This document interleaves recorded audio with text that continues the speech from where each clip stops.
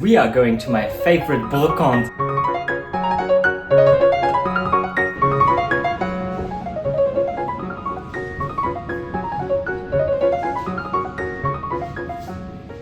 The fire is roaring behind me and I'm all dressed because we are going to my favorite Brocante in the area, the Moulin de l'Ami.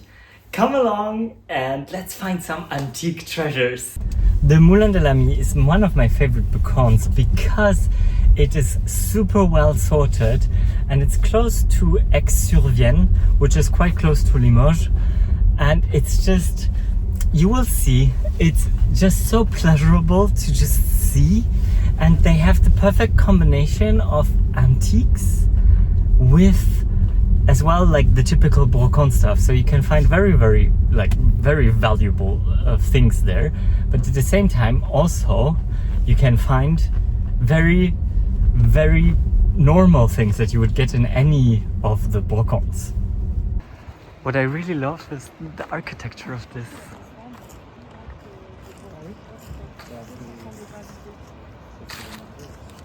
So let's take a little stroll together through the Moulin de l'Ami. It is so beautiful in here, and this place already feels like each time I come back here, I really feel like I'm heading back home.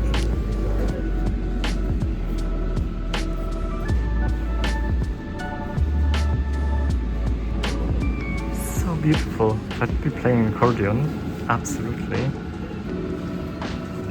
There's so many little things to explore, and what I absolutely love about them is that they categorize everything, so it's really easy to see.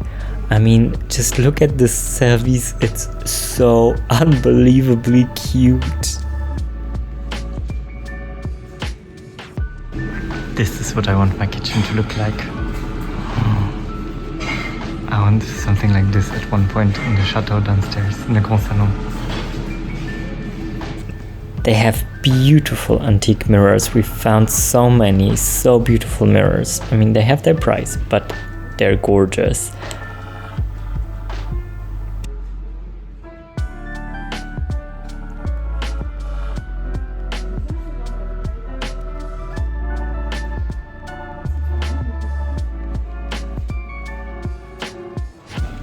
If I wouldn't have a desk already, I would have so taken this desk. I love the little details, the little bows and the little drawings, just so beautifully stunning. And this little marble top in this coffee brown color. I absolutely love the soupière. It's a bit much and I don't need one, but it's cute. It's just such a beautiful Brocante, and as you can see already that it's so well sorted and it's so well done here. I just absolutely adore it.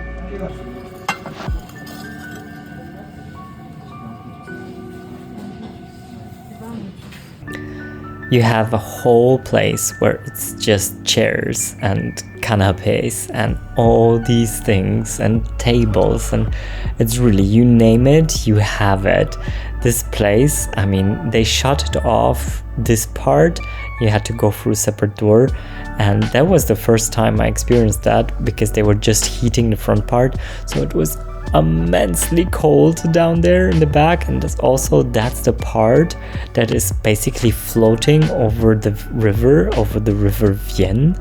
So I think even like from the water there's more cold coming in, but they have all their pictures there, they have all the bigger kind of furniture over there, and then they have a whole downstairs where we're now, where they also have the cache-pot, you know, the over vases and all this outside stuff as well.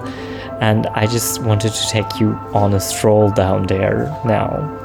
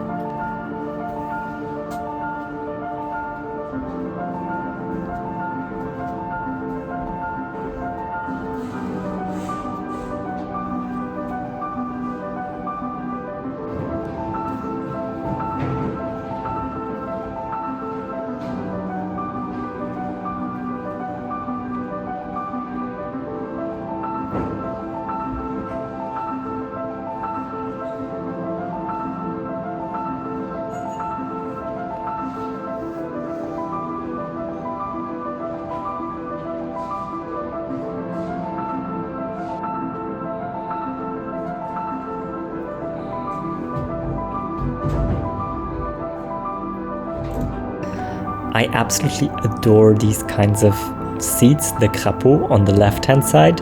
And there I just wanted to show you a pair of those 6 Louis inspired chairs would cost you about 450 euros. And there's a different set, I think it was about the same price, it was 4.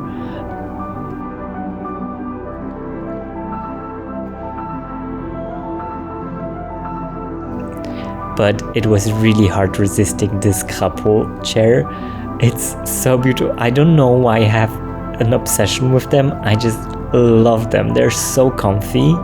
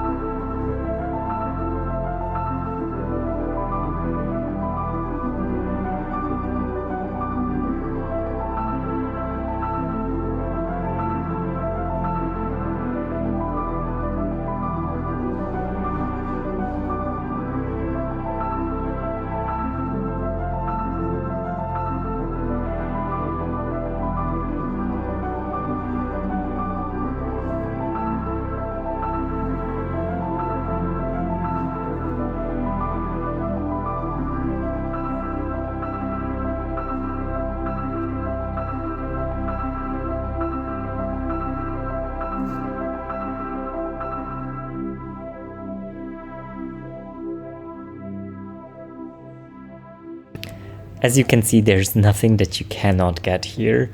I think we spent about like an hour there, and it wasn't enough. I could have, like, I can live there basically, and I really love coming back there every time.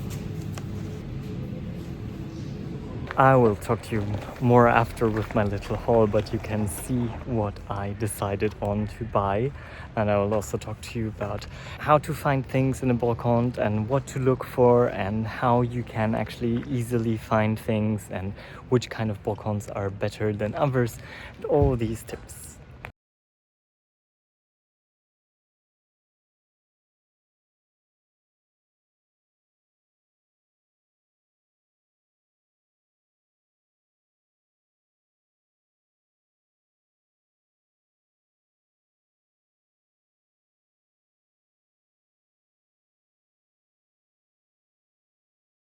We just got back, and actually I was really lucky because I lit a fire before, and for 3 hours it actually still withstood, so I could relight it now.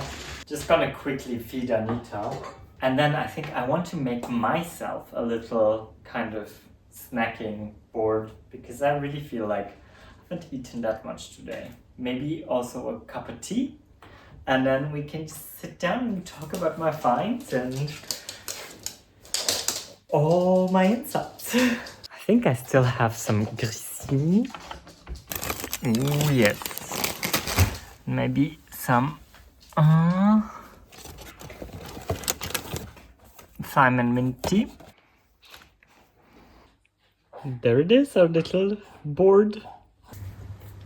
So let's talk about my finds first. What absolutely just caught my eye is this candelabra. And why? Because it's intricate. It's really like it's a masterpiece, I find. It's so beautifully handcrafted, and it's Art Nouveau. So basically turn of the century or beginning of last century. So it's quite modern actually, but I really like how the shapes of Art Nouveau and also Art Deco let you combine in so many different ways. So that's why I really like Art Nouveau stuff, and I'm always on the lookout for it. And I didn't have many candelabras here, so I am wanting to buy more and more nice candelabras, but sometimes it's hard to find really nice ones, and this one's also a proper heavy one. So I really enjoy this one, and having this one, it was 30 euros and it's very solid. It's something that you wouldn't find anymore in stores today. So I think like anything as a candle holder is a big thing to look for in brocantes, and it's a small detail to your house, but it adds so much character in the decoration. Well, and the other thing I got was this lamp, and it is, well, here you can see it's a bit damaged. We'll wash it a bit, we'll give it a bit of a wash, and we'll try to clean it up. It won't clean perfectly up. These things never clean up perfectly. I've tried many different methods, but nonetheless, I mean, it's still a very solid, nice lamp. Probably around that same era. It's quite new, or even newer, because it might be more of a replica. It was just 35 euros. It's already wired in a quite new way, so I don't have to bother with that. And I've been looking for a lamp for my first floor landing.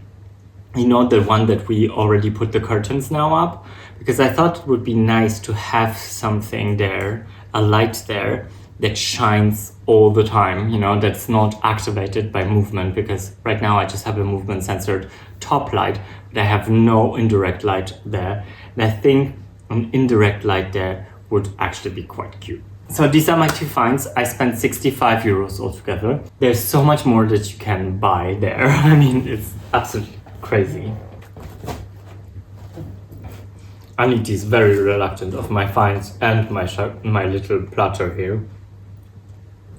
Qu'est-ce que c'est? So finding the right brocantes. I mean, there's brocantes and there's brocantes. Brocante doesn't necessarily mean antique. It just means that they're reselling whatever they're getting. So it could be antique, it could also be quite modern. You can find anything in a brocante, really. It's really not, there's no limit. And in this specific brocante, you can find quite good antiques as well, just as well as like more recent things.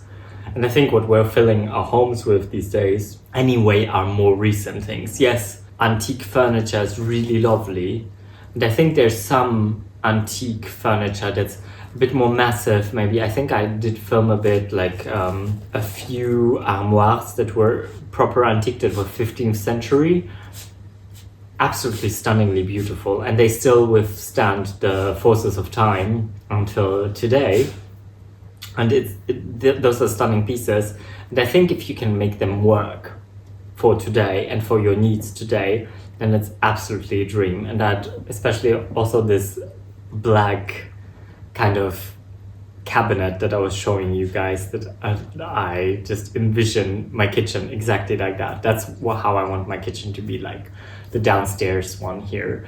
I just love everything about it. I love the color. I love the way it's done. It's simple but yet really beautiful, and it's full wood. It's just a dream, I find. And I think if you're going into brocante, sometimes there are also brocantes in very touristic areas that will be more of a rip-off.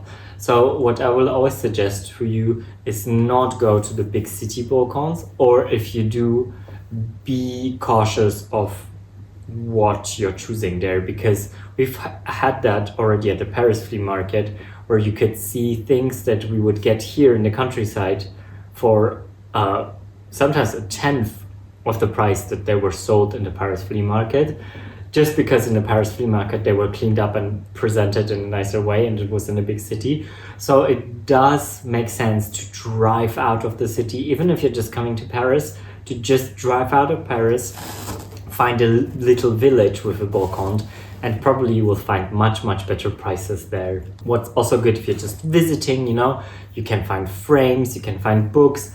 All of these things, I would recommend really try to look for brocantes that are outside the big cities. And there's also a thing about, like, for example, for frames, there are some beautiful frames, but there's some really old frames. I mean, we've seen some mirrors and some frames that were really proper old, but then you know that pricing is around 500 to 1,000 euros, because it's properly old and hand carved.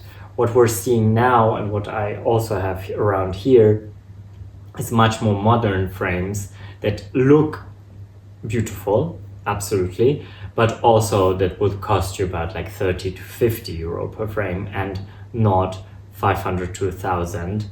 So that's kind of like the price ranges we're going for. And I think it's all about like finding this balance of finding something that is old enough.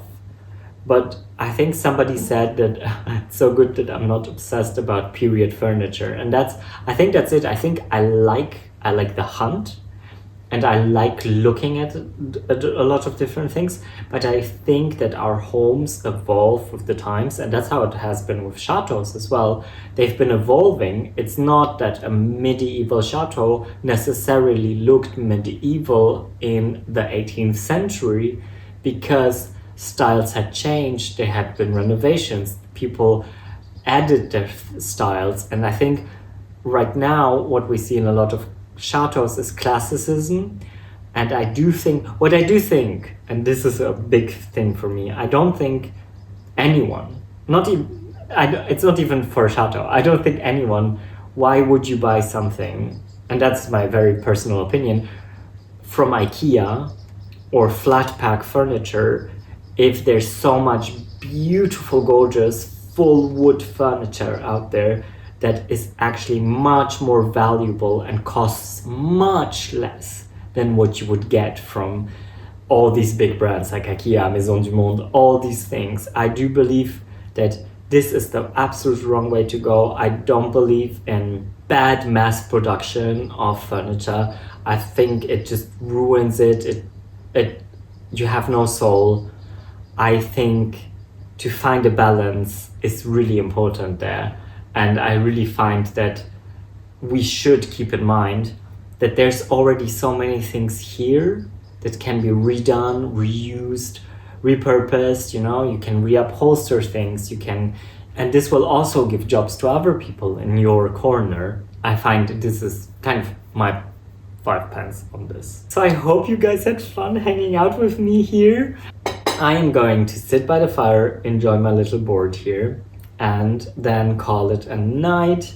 I will head up to Alexi's place, my boyfriend, and then we'll do a pizza night. Today was a Sunday, just in case you wondered, and I just really love these kinds of things to do on Sunday afternoons. They were quite full there, actually. It was hard to film, but I had so much fun taking you guys along. If you've enjoyed this video, leave it a like, subscribe to my channel, and I shall talk to you in the next one. Thank you so much for watching. À bientôt et au revoir from the southwest of France.